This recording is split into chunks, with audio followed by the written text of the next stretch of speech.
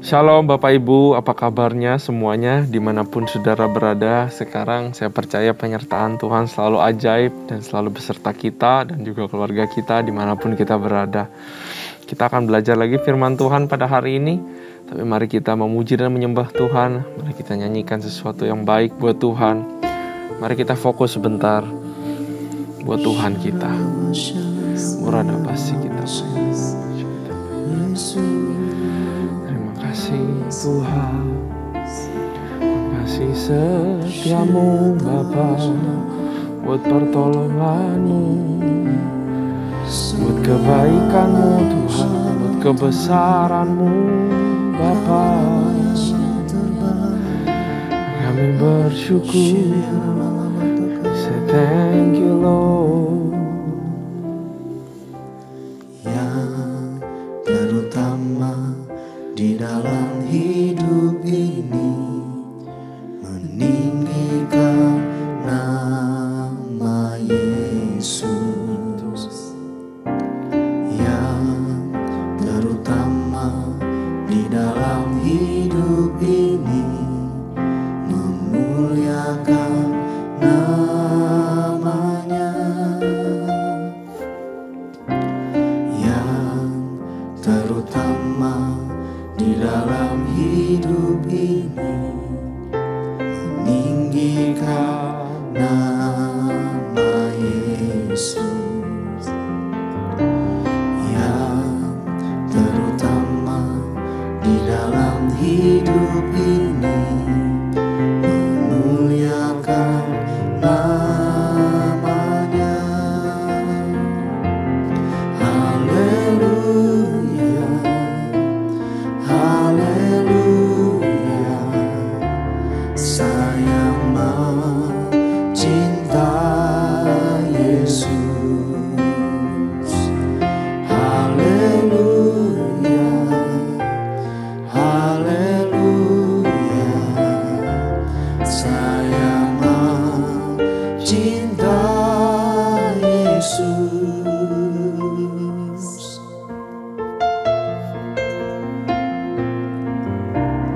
Yang terutama di dalam hidup ini, meninggikan nama Yesus. Yang terutama di dalam hidup ini, memuliakan namanya.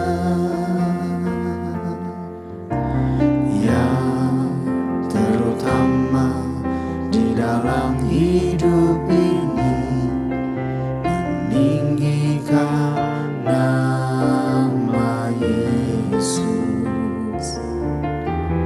Yang terutama di dalam hidup ini, memuliakan namanya.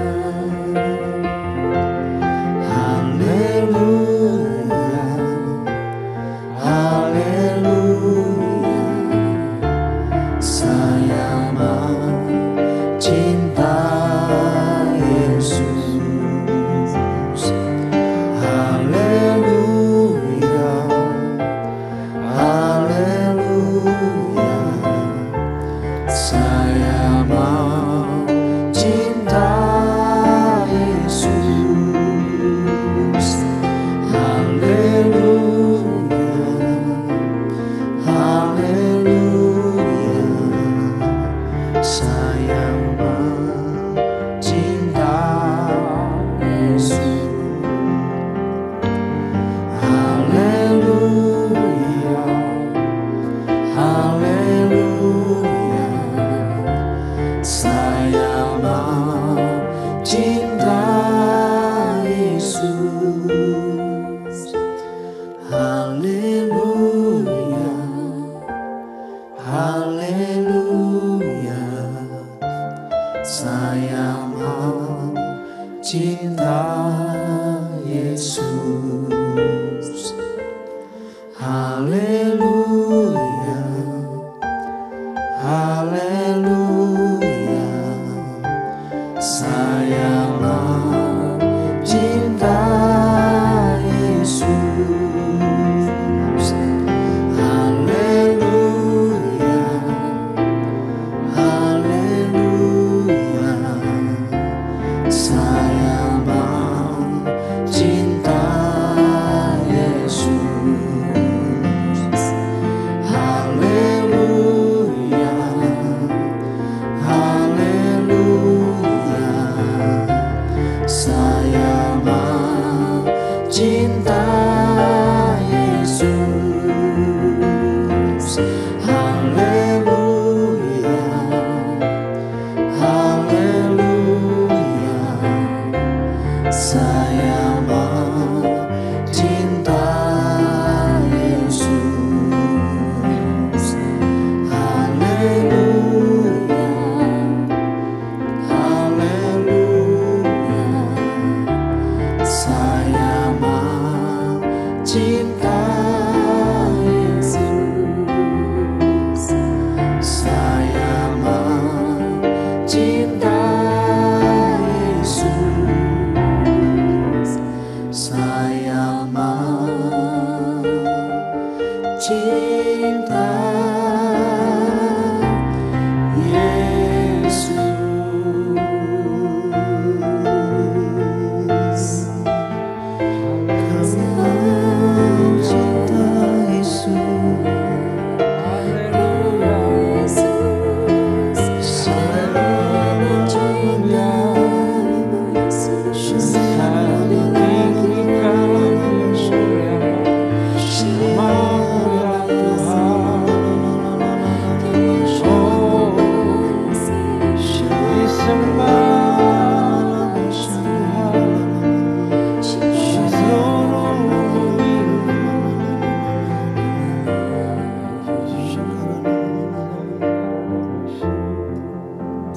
Kau cinta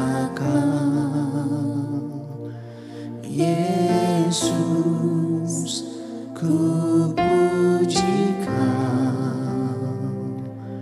Yesus, ku sembah Kau. Yesus, Tuhan dan Rajaku. Dengan senang hati dan dengan segenap jiwaku, akal budi, ku cinta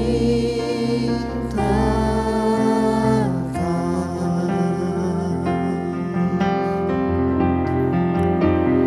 Ku cinta Kau, Yesus, ku puji Kau. Yesus, ku sembah Kau. Yesus, Tuhan dan Rajaku. Dengan senang hati dan dengan segenap jiwaku, akal budi, ku cinta Kau.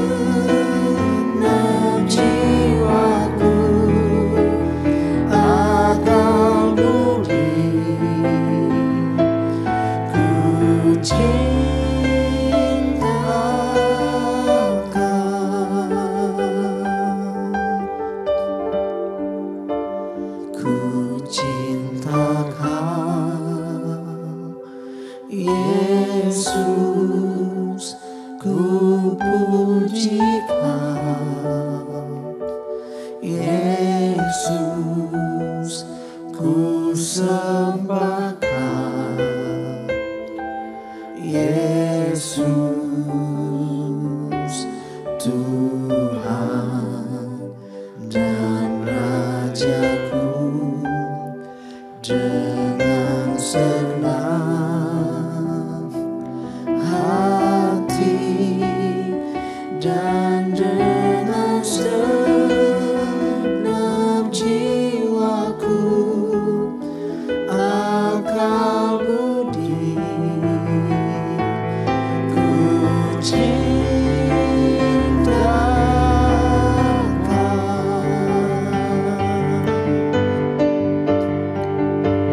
ku cinta Kau, Yesus, ku puji Kau, Yesus, ku sembah Kau, Yesus, Tuhan dan Rajaku. Dengan senang hati dan dengan segenap jiwaku, akal budi, ku cinta Kau, ku cinta Kau, ku cinta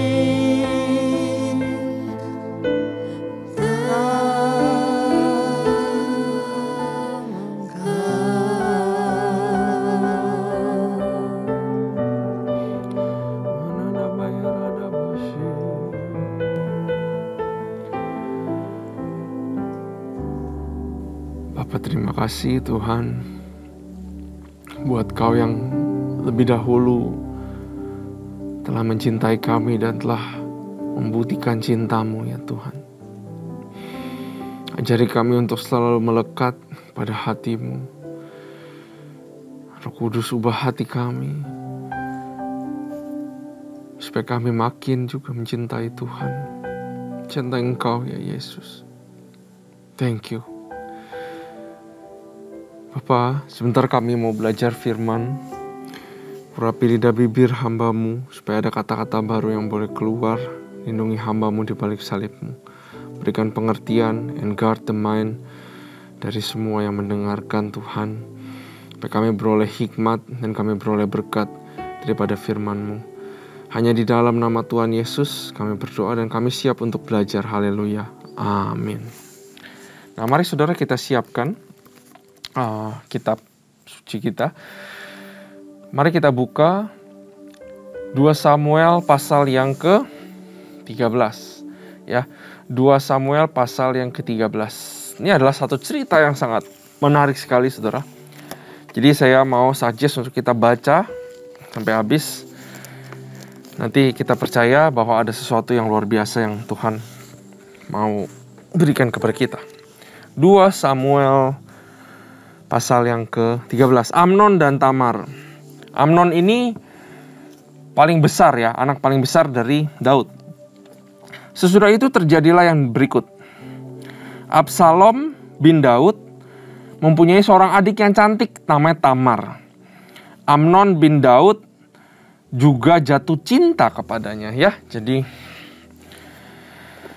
Jadi Tamar itu setengah adiknya Amnon dari ibu yang berbeda. Hati Amnon sangat tergoda sehingga ia jatuh sakit karena Tamar. Saudara, bayangkan seorang anak sulung, seorang Raja Daud.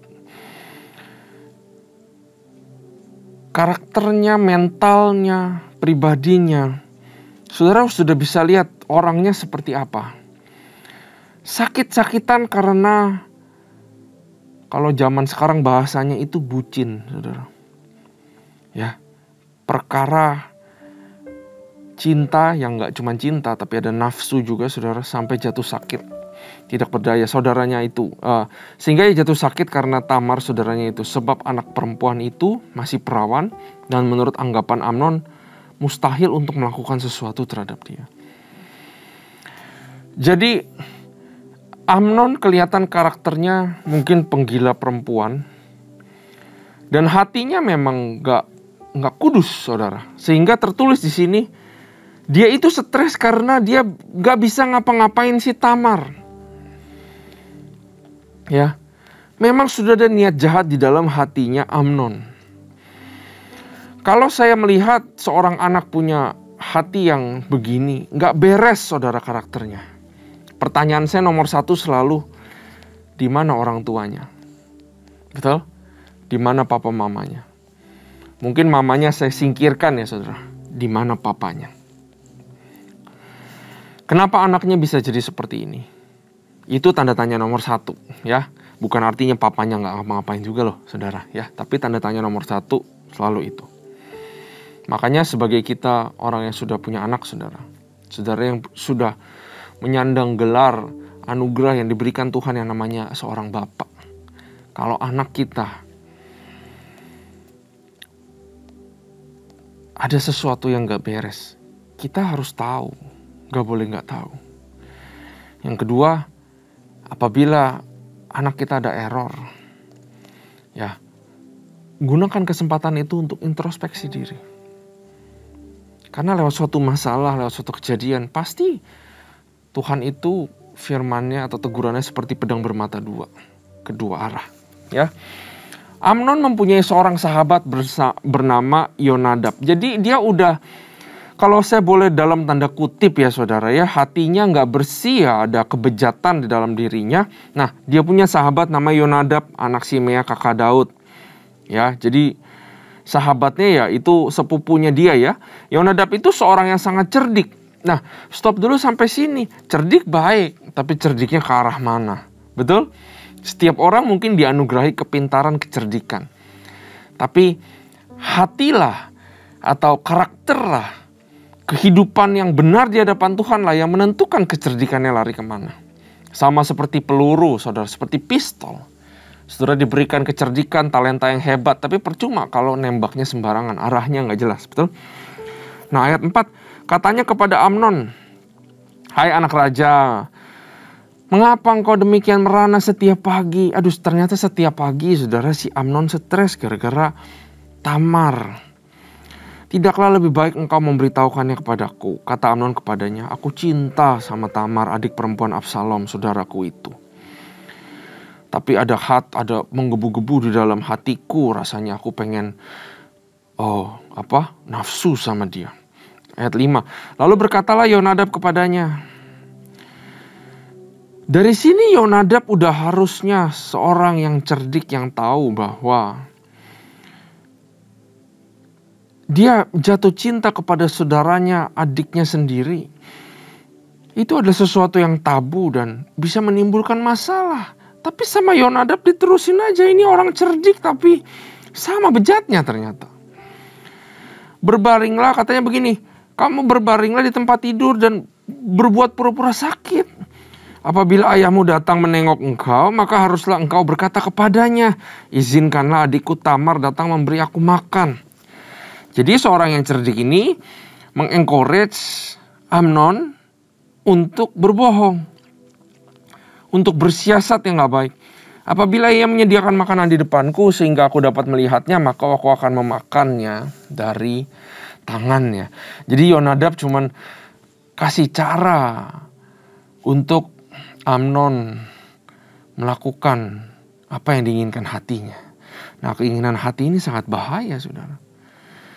Keinginan hatinya kalau jelek, saudara, ada kesempatan sekecil apapun, pasti jalanan sempit juga menjadi jalanan yang terbuka lebar. Ya, sampai di sini kita udah banyak melihat makna di dalam firman Tuhan. Tuhan sudah menyebutkan tentang persahabatan, Tuhan sudah menyebutkan tentang hati, betul? Ya. Dan Tuhan juga sudah menyebutkan tentang the absence of a father. Di mana Daud sampai sini? Ayat 6. Sesudah itu berbaringlah Amnon dan berbuat pura-pura sakit. Ketika raja datang menengok dia, berkatalah Amnon kepada raja, izinkanlah adikku Tamar datang membuat barang 2 kue di depan mataku supaya aku memakannya dari tangannya. Lalu Daud menyuruh orang kepada Tamar ke rumahnya dengan pesan, pergilah ke rumah Amnon, kakakmu, dan sediakanlah makanan baginya. Maka Tamar pergi ke rumah Amnon, kakaknya yang sedang berbaring-baring. Lalu anak perempuan itu mengambil adonan, meremasnya, dan membuat kue di depan matanya, kemudian dibakarnya kue itu. Saudara, kalau cuma mau kue, banyak pelayan yang juga bisa menyediakan. Saya nggak ngerti kenapa Daud tidak berpikir lebih panjang. Kenapa permintaannya seperti itu? Entah cuek atau entah dia memanjakan Amnon. Ya betul, 2 hal yang kita bisa belajar sebagai seorang orang tua. Cuek dan juga hal memanjakan. Ya, itu udah warning di sini. Ayat 9.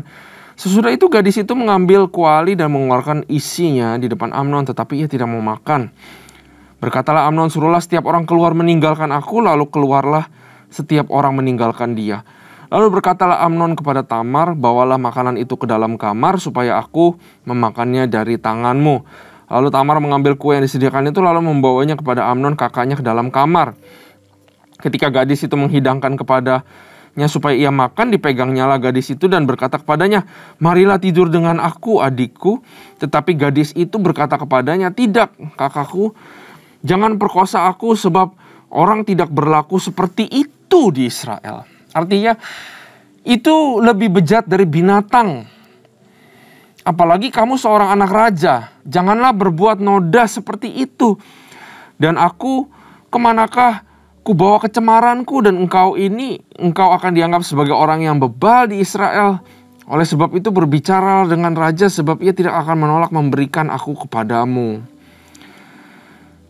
Jadi dia udah bilang pakai cara yang betul. Tetapi Amnon tidak mau mendengarkan perkataannya, dan sebab ia lebih kuat daripadanya, diperkosanya lah ya, lalu tidur dengan dia. Saudara, saya nggak habis pikir dari seorang yang disertai Tuhan, tapi keluarganya bisa seperti ini. Memperkosa adiknya sendiri. Ya, bejatnya itu keterlaluan. Kenapa bisa sampai seperti itu, saudara? Satu hal yang saya temukan, kenapa Amnon bisa arahnya kok ke situ, ke seksual, ke dosa-dosa seksual. Karena saya yakin bahwa selain dia tidak menjaga kehidupannya, dia melihat bapaknya juga menikahi begitu banyak perempuan. Kalau saudara tahu di pasal-pasal yang sebelumnya saya selalu bilang bahwa Daud seorang raja yang luar biasa, tapi Daud juga melanggar perintah Tuhan untuk menikahi banyak perempuan. Dan saya yakin bahwa anak pasti akan melihat dari orang tuanya. Ya, karena itu saya selalu ingatkan kepada kita bahwa generasi selanjutnya, keturunan kita melihat, belajar dari melihat. Sedangkan kita mengajar dari melakukan. Daud melakukan, dan generasi kita belajar daripada melihat. Ayat 15, kemudian timbullah kebencian yang sangat besar kepada Amnon terhadap gadis itu. Bahkan lebih besar benci yang dirasanya kepada gadis itu daripada cinta yang dirasa sebelumnya. Lalu Amnon berkata kepadanya, bangunlah, enyahlah. Lalu berkatalah gadis itu kepadanya, tidak kakakku, sebab menyuruh aku pergi adalah lebih jahat daripada apa yang telah kau lakukan kepadaku tadi. Tetapi Amnon tidak mau mendengarkan dia. Dipanggilnyalah orang muda yang melayani dia, katanya, suruhlah perempuan ini pergi daripadaku dan kuncilah pintu di belakangnya. Ternyata jatuh cintanya hanya karena nafsu. Setelah dilampiaskan, maka sudah hilang begitu aja. Ayat 18, gadis itu memakai baju kurung yang maha indah, sebab demikianlah putri-putri raja yang masih perawan berpakaian baju kurung panjang. Kemudian pelayan itu menyuruh dia keluar lalu mengunci pintu di belakangnya. Lalu Tamar menaruh abu di atas kepalanya, mengoyakkan baju kurung yang maha indah yang dipakainya, meletakkan tangannya di atas kepalanya dan pergilah ia sambil meratap dengan nyaring. Bertanyalah Absalom. Di sini saya juga udah notice lagi, saudara. Absalom lagi ya, mestinya bapaknya. Bertanyalah Absalom kakaknya kepadanya, apakah Amnon kakakmu itu bersetubuh dengan engkau? Maka sekarang adikku, diamlah saja. Bukankah ia kakakmu? Janganlah begitu memikirkan perkara itu. Lalu Tamar tinggal di rumah Absalom, kakaknya itu seorang diri, sehingga ketika segala perkara itu didengar Raja Saud, sangat marahlah dia. Percuma mau marah sekarang. Seharusnya dari dulu marah melihat anaknya udah besar jadi orang yang kayak begini. Dan Absalom tidak berkata-kata dengan Amnon, baik tentang jahat maupun tentang yang baik, tapi Absalom membenci Amnon sebab ia telah memperkosa Tamar adiknya. Sampai ayat 22 kita lihat bahwa rumah tangga Daud hancur lebur, gak karuan. Seorang raja yang selalu menang perang, yang dikelilingi panglima-panglima yang kuat, tapi juga dikelilingi oleh dendam kusumat antara anak-anaknya sendiri. Bisa jadi seorang raja yang hebat, tapi belum tentu bisa jadi seorang ayah yang hebat. Yang mana yang lebih dulu, saudara? Saudara lebih hebat di pelayanan atau lebih hebat di rumah? Saudara lebih hebat di kantor apa lebih hebat di rumah? Buat apa kita ditepuk tanganin di kantor? Buat apa saudara masuk TV? Buat apa saudara masuk koran, masuk news? Wah, hebat sih ini, dia bisa begini begitu. Tapi begitu saudara pulang, tidak ada yang merayakan keberhasilan saudara. Buat apa di pelayanan kita begitu hebat? Bisa loh dipakai Tuhan. Tanganmu bisa diurapi Tuhan, doain orang sembuh. Tapi di rumah, anak-anakmu semua sakit. Bukan sakit badan ya, maksud saya. Tapi saudara mengerti apa yang saya katakan. Di sini Tuhan mau bilang bahwa utamakan keluarga kita. Buat apa semua glory, semua kehebatan, semua pencapaian, kalau keluarga menjadi seperti ini? Kalau saudara mendengar Bible study kali ini, dan saudara ada yang mengetuk di dalam hatimu, mulailah ubah prioritasmu untuk ngurusin keluarga lebih daripada hal-hal sekuler, hal-hal kerjaan, hal-hal pelayanan bahkan. Mulailah perhatikan istrimu kembali, anak-anakmu. Mulailah bangun hubungan. Apalagi bapak-bapak itu cuek ya. Ya, ini satu pelajaran yang sangat penting. Mari kita habisin dulu, saudara. Amnon dibunuh, Absalom melarikan diri. Sesudah lewat 2 tahun, Absalom mengadakan pengguntingan bulu domba di Baal Hazor yang dekat kota Efraim. Lalu Absalom mengundang semua anak raja. Kemudian Absalom menghadap raja, lalu berkata, hambamu ini mengadakan pengguntingan bulu domba, kiranya raja dan pegawai-pegawainya ikut bersama-sama dengan hambamu ini. Jadi festival. Tetapi raja berkata kepada Absalom, maaf anakku, jangan kami semua pergi supaya kami jangan menyusahin engkau. Lalu Absalom mendesak, tetapi raja tidak mau pergi. Ia hanya memberi restu kepadanya. Kemudian berkatalah Absalom, kalau tidak, izinkanlah kakakku Amnon pergi beserta kami. Tapi raja menjawab, apa gunanya ia pergi bersama-sama dengan engkau? Tetapi ketika Absalom mendesak, diizinkanlah Amnon dan semua anak raja pergi beserta dia. Lalu Absalom memerintahkan orang-orangnya demikian, perhatikan.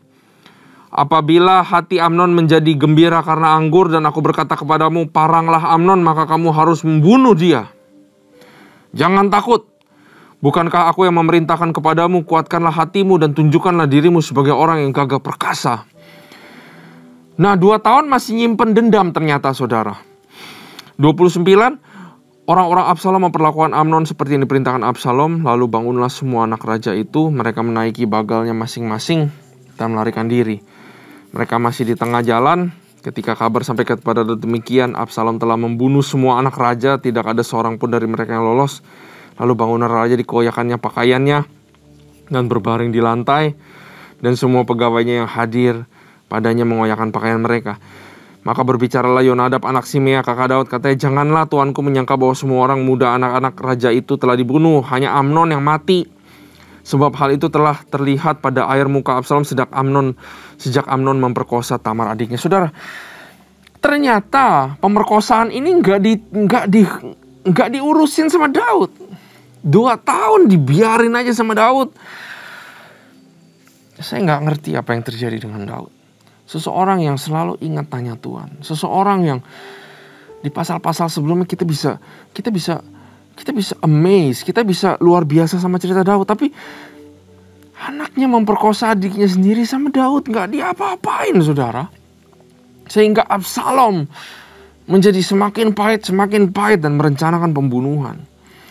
Jadi janganlah tuanku raja menaruh pikiran dalam hatinya bahwa semua anak raja itu sudah mati, sebab hanya Amnon yang mati. Absalom melarikan diri. Ketika orang yang berjaga-jaga melayangkan pandangnya, maka terlihat olehnya sejumlah besar orang datang dari jurusan Horonaim sepanjang sisi pegunungan. Berkatalah Yonadab kepada raja, lihat anak-anak raja datang benar seperti hambamu ini. Baru saja ia habis berkata, datanglah anak-anak raja itu. Mereka menangis dengan suara nyaring. Juga raja semua pegawainya menangis dengan amat keras. Absalom telah melarikan diri, telah pergi kepada Talmai bin Amihur, raja negeri Gesur, dan Daud berduka cita berhari-hari lamanya karena anaknya itu. Daud ini rasanya cuma bisa berduka cita aja ya. Dia tidak bisa mengambil keputusan yang tegas harus beresin rumah tangganya. Absalom telah melarikan diri dan telah pergi ke Gesur. Ia tinggal di sana 3 tahun lamanya. Lalu raja tidak marah lagi terhadap Absalom sebab kesedihan hatinya karena kematian Amnon telah surut. Nah, saudara, nomor 1, hati kita itu sedang diperbaiki sama Tuhan. Sanctification. Hati kita itu kalau nggak dijaga, kita nggak tertanam di dalam gereja. Kalau kita nggak baca ini, kalau kita nggak dikelilingi orang-orang yang benar, saudara. Kalau kita dikelilingi orang-orang yang bejat dan kelilingi penjahat-penjahat, saudara, maka gampang iblis menggunakan orang-orang tersebut untuk mengeluarkan isi hati kita yang jahat menjadi sebuah tindakan. Sama persis kayak ini. Karena itu, number 1, siapa orang yang ada di kiri kanan saudara sekarang? Karena orang-orang tersebut yang bisa meredam keinginan jahat. Tapi orang-orang tersebut kalau salah, juga orang-orang tersebut bisa amplify keinginan jahat dalam hati. John Maxwell pernah berkata, kamu tunjukkan orang di kiri kanan, aku bilangin masa depanmu seperti apa. Itu betul, saudara. Tidak ada masa depan yang baik daripada seseorang yang berkumpul bergaul di kelilingan orang pemfitnah, orang jahat, dan orang bejat. Kalau Tuhan gak selamatkan dia dan tanam di dalam gerejanya dan tanam di dalam firman-Nya, maka amburadul masa depannya. Perhatikan siapa orang di kiri kanan kita, saudara. Kalau saudara lihat secara garis besar, secara high level, kenapa bisa terjadi pertikaian sampai begini? Gila perempuan gak bisa tahan nafsu, hatinya bejat, punya teman bejat, saudara ya. Terus perkosa adiknya sendiri, yang gak diurusin perkara ini. Absalom bunuh adiknya. Nanti kalau saudara baca terus, Absalom ini ujung-ujungnya kudeta, mau matiin Daud. Semua ini bisa terjadi, saudara. Kalau menurut saya, karena hilangnya sosok seorang bapak di rumah tangga. Daud cuma memerankan seorang sosok raja di dalam bangsa Israel. Tapi dia tidak sadar ada satu yang lebih penting lagi setelah dia sukses, bahwa harus mengambil peran seorang papa. Karena anak-anaknya lah yang nanti akan memerintah kerajaannya, bukan? Keturunannya lah yang akan memerintah. The absence of David as a father is a critical mistake. Ya. Kalau saudara lihat krisis-krisis yang terjadi sekarang, kalau saudara lihat statistik penjara itu lebih banyak laki-laki daripada perempuan. Laki-laki mengalami krisis jauh melebihi yang perempuan. Dan dari inmates atau orang-orang buronan yang di dalam penjara itu, diadakan survei saudara di Amerika, bahwa mereka semua mengalami gap di masa kecilnya, mereka tidak merasakan kehadiran the presence of a father.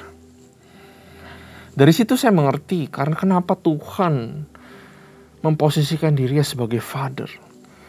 Karena dia tahu akan ada ayah-ayah yang tidak berfungsi. Karena dia tahu akan ada ayah-ayah yang tidak menjalankan perannya dengan baik. Tapi oleh karena kasih karunia-Nya, semua bisa ditolong. Saudara, ya. Semua laki-laki mengalami krisis.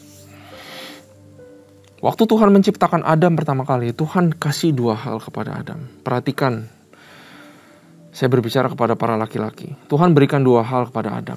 Yang pertama, Tuhan berikan hadirat-Nya. Dia belum berikan hadirat Hawa. Karena yang pertama yang dibutuhkan seorang laki-laki adalah hadirat Tuhan. Berdua dengan Tuhan. Dan yang kedua, Tuhan berikan Adam perintahnya. Dia suruh bekerja, dia suruh tidak boleh memakan buah pengetahuan yang baik dan buruk. 2 hal ini, saudara, masih banyak hal yang lain. Tapi 2 hal ini saya mau kita semua evaluasi. Apakah kita masih memiliki 2 hal ini? The presence of God dan juga the word of God. Firman Tuhan itu senantiasa memimpin kehidupan kita. Itulah yang akan mengeluarkan kita laki-laki menjadi selamat daripada apa yang namanya krisis. Ya, mari kita mulai perhatikan keluarga kita, saudara. Dan satu lagi yang terakhir, rentan masalah yang terjadi, semua karena dosa. Dosa bukan aja bikin kita terputus, tapi dosa akan merusak diri kita sekarang. Dan dia akan menimbulkan rentetan masalah sampai ke depannya. Dan Tuhan menciptakan kita bukan untuk menanggung dosa. Yang menanggung dosa itu Yesus. Dia purpose-nya bisa menanggung dosa. Kita manusia tidak diciptakan untuk menanggung dosa. Karena kita akan rusak babak belur, saudara. Karena itu panggilan buat kita semua, saudara. Kita lihat di sini contohnya adalah sexual sin.